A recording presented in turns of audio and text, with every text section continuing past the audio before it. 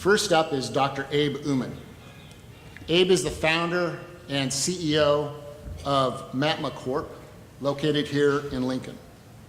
Abe previously co-founded a company many of you might be familiar with called GeneSeq in 1998. Abe sold that company to publicly traded Neogen in 2010, and today GeneSeq has over 100 employees here in Lincoln. So one thing about startup companies, it takes time for them to grow. But once they start to scale, they start to take off. So please welcome Abe Uman.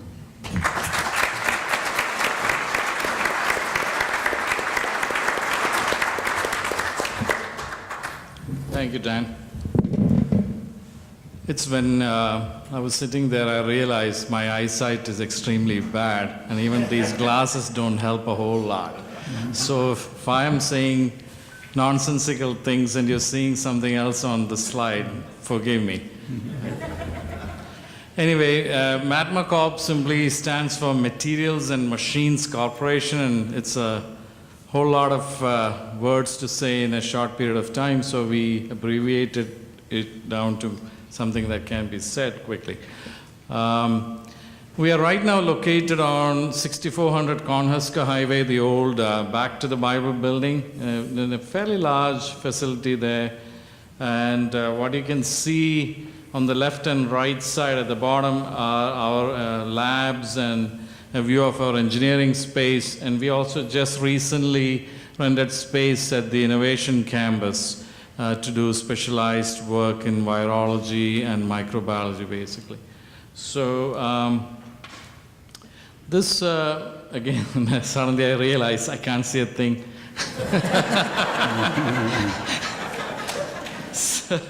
So bear with me. We started in 2014,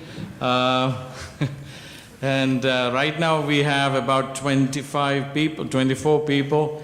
Several of them, like Dan mentioned, with PhDs. Our engineering group is about 9 of them, and 2 of them have PhDs in engineering as well. A very highly skilled group of people. I will keep going because I have no idea what I'm showing. This is ridiculous. I'm so sorry. Anyway, I'll ad-lib. That's much better. Too embarrassed to even continue. If I can get a microphone to get down, I could see what I'm talking about. Anyway, so we started in 2014. I'll just go to that part, and it's mostly all on that slide. And we started downtown. I'll show you a few pictures of how that started. But the idea of the company was to develop affordable and easy devices. Basically, we wanted to develop scientific instruments that are easy to use, is portable, and it's affordable. And that sounds like a very simple thing, but it's not as simple as it sounds, because there's a lot of drawbacks in the current systems that are out there, and you'll see that. So one of the first products that we decided to develop is a nucleic acid analysis system. When I say a system, it simply means it's not just one device, but we had to come up with everything that works around it. So if you have a machine to analyze DNA, you need to be able to figure out how to get DNA out of samples, how to get data out of those samples, and make useful decisions out of those samples. So that's basically what this next slide says. It involves 3 or 4 steps. First, you get the DNA out of something. Next, you figure out if there's a way you can amplify that DNA. In other words, if you have very little amount of DNA in a sample, you still need to get a lot of them. And there are many ways to do that. You need to amplify that. And then you need to also figure out a way to find out, am I detecting something, and also is there a way to detect any variation in that DNA? For example, variations would be referred to as mutations. Some of you might hear it like that. In the scientific community, might refer to it as single nucleotide polymorphisms. You'll see that term here a few minutes. That's simply abbreviated as SNPs. So whatever it is, you got to be able to detect that variation and then present that variation in a meaningful format that people can understand. And we have basically touched every single one of those things. And but the problem is that molecular techniques are not easy to do. You need a fair amount of skills. For example, you need to be able to use a pipette. You need to be able to do reactions in a lab, for which you need equipment like a centrifuge. You also need, most labs would need reagents shipped to them frozen or on an ice pack.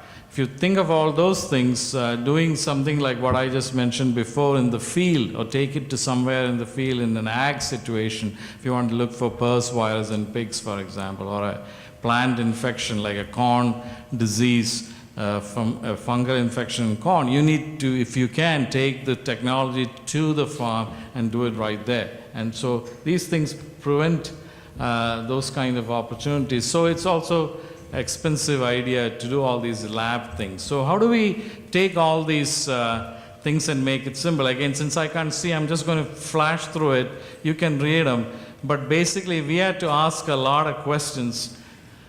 How do we make a system like that? How do we get DNA out of a sample or any sample without a centrifuge or a pipette? And once you get that DNA, how do you analyze it? And how do you create a system where you can sense reactions or kits out to the field that does not require refrigeration and freezing? It's a difficult question, but you need to ask that. And then, on top of all of that, we also found out every time, okay, you also need to come up with your own biochemistry ideas on how to analyze that DNA. But when we started looking at it, patents are like a minefield. Everything you could think of, somebody has a patent on it. So how do you go around that and come up with things? So it was challenging, but we did. And we started doing this, yes. So in 2014, in downtown, right above the mill, we rented about 1,000 square feet of space. And then by the end of 2015, we ended up with about 6 people, as you can see in that slide. And our lab looked exactly like you're seeing on the left side, just a desk. We didn't even have a sink, literally true. We flushed stuff down the toilet that we were allowed to use. That's how we got rid of stuff from the lab. Oops. I just said that, didn't I? By the time we ended in 2015 downtown, we had also received a prototyping grant from DED, and that helped a lot. I love that program that they have where you can get prototyping grants. And about the time we left downtown to the current facility, that's what the device looked like, a whole bunch of wires, as you can see. Again, back to the same slide. All these issues that I mentioned earlier, we solved. And you'll see one of every step how we dealt with that. Here's the way we isolated DNA. Remember, centrifuge and pipettes had to be taken out of the equation. So we came up with a little stick. We call it magic tip, which you just swish around in a sample and you get DNA or RNA that you need. And that was pretty impressive. We just got a patent from Germany, which is hard to get a patent from Germany, on that idea. Then we also came up with our own method of analyzing DNA to figure a mutation or just to detect a piece of DNA. We call it CSAND, and you'll see what the abbreviation is in a minute. That they're all in kits. This is what those kits look like, in real kits that we have already come up with. And finally, we also had to, if you get the DNA and if you know how to figure it out, how do you get results? And they need to be presented in a useful format that anybody can use. So the left side and the bottom that shows, you can just see the results as the machine calls it, that any layman would understand here's yes or no, and that's what, or if a scientific fellow wanted to see more details, he could click on it and see a chromatogram of exactly how the biochemistry happened. So we've given such flexibility to the system. And that system actually is wireless enabled. You can talk to your cell phone, it can tell you where your reaction is, if it's complete, but here's the result, and it'll email that result to you.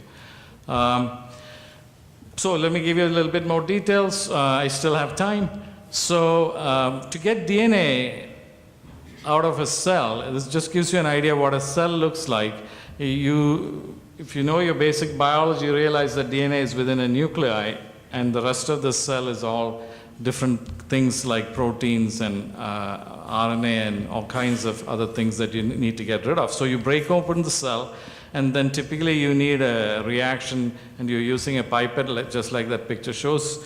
And then typically you'll also need a centrifuge, at least a tiny one, and then you'll get your DNA separated from all your other components. Like I said, we changed that, and we came up with this little magic tip. This is that little rod sitting in that tube. It's about 2 inches long.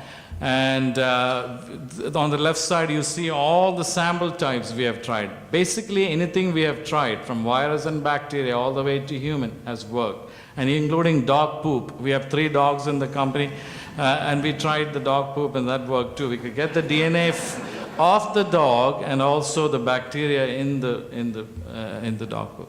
So it's amazing that anything we have tried works in our little magic tip. That's why we call it magic tip. And this gives you an idea of all the other sample types, different plant. Plant is really hard, particularly certain kinds of plants to get DNA out of. One of the difficult one would be cotton, and we actually got DNA out of cotton plants as well.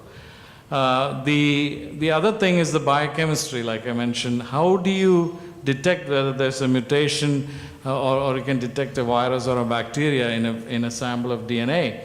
And that's what we came up with. Again, because of patents, we had to come up with our own innovative ways of doing things. And we call this CSAND.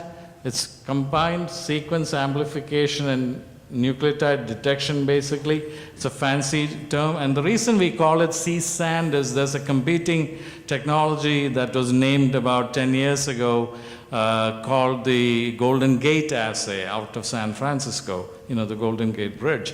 So since we are in Nebraska, we thought we came up with all kinds of ideas, Platt Assay, Sandhill Assay. That's where I got the idea, Sandhill. Oh, I could come up with something. So this is how we came up with that abbreviation and just to basically acknowledge the Sandhills of Nebraska. So that's done in the machine as shown here on that strip of 8 tubes that you see. It's in one part of the machine, and then you get the results. And this is the other part I mentioned earlier on. We had to make the kits free of refrigeration and shipping on dry ice and things like that. So we decided to dry them all up. As you can see, the machine on the left, you can see those 8 strips in the machine, and then if you take it out, you just put a dry pellet. The entire reaction is dried down. I should take a little bit of time to boast about it. Very few pharmaceutical companies know how to dry pellets and create a reaction out of it. We do it in our little company. So we've put the CSAND assays, as I mentioned before, as 2 steps. The first step you see as little white pellets in the bottom of those tubes. The next thing we thought is, how do we deliver it to the field? So realize there are capsules out there that you can pack together in a little container. So we took capsules and we figured out a way to put those pellets in those capsules. So this is how we ship the reactions to people. So anybody in the field, in a farm, can open those capsules, put it in the tube, and the kit comes in the bottom. You can see the droppers. We just put liquid in those droppers and they put a couple drops in there, and the reaction works. So, and then the inside of the device, this is what it looks like. This took 4 years of development. It's pretty sophisticated. It's actually a very precision device, but just about everything on that device, including the heart of it, was designed and manufactured here in Nebraska. So we developed it. We have multiple patents on the internal workings of what you're seeing right there. And there are multiple competitive advantages of our system. It's affordable, it's cheap, it's easy to use. You can take it with you wherever you want. And on top of, I can't see, so I'm just going to ad-lib. I have no idea what that's saying there. I should have memorized these things. But in other words, what we have come up with allows technology that people always talk about. You've been hearing it most probably for the last 15 years, point of care, point of care. And people talk about it, we all talk about it. But very few people have been able to take that idea, put it together from beginning to end in one little package and make it work. And I should say we're very excited that we have made that entire system work. And now, like as the governor said before, it's easy to make a mousetrap and a very good mousetrap, but you need to convince people to buy these mousetraps. So we are at that stage where we are now trying to go out to the field and sell this. We hope to start shipping out the first set of devices next week, actually. And that's the team when we took this picture, we have our dogs, I photoshopped them in there, actually. There's 6 more people we have hired since that picture. Thank you so much.